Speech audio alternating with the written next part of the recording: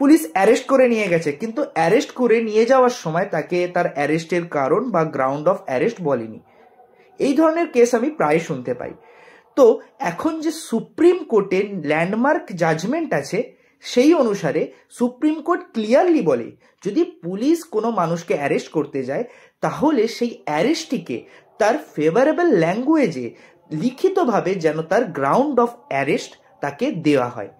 যদি পুলিশ তার ফেভারেবল ল্যাঙ্গুয়েজে তার গ্রাউন্ড অফ অ্যারেস্টগুলো তাকে না জানায় তাহলে সেই অ্যারেস্টটা ইললিগাল অ্যারেস্ট রূপে গণ্য হবে।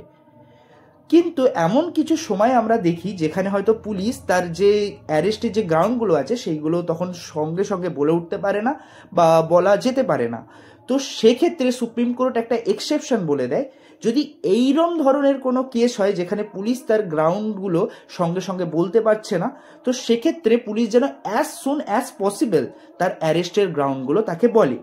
কিন্তু এটার এক্সটেন্ড ততক্ষণ যতক্ষণ তাকে ম্যাজিস্ট্রেটের সামনে নিয়ে যাওয়া হয় তার 2 ঘন্টা আগে। তার 2 ঘন্টা আগে তাকে যেন তার যে অ্যারেস্টের গ্রাউন্ডগুলো আছে তাকে যেন বলা হয়। এই ধরনের লিগ্যাল আপডেট পেতে আমার সাথে যুক্ত থাকুন এবং আমার চ্যানেলটা সাবস্ক্রাইব করে দিন।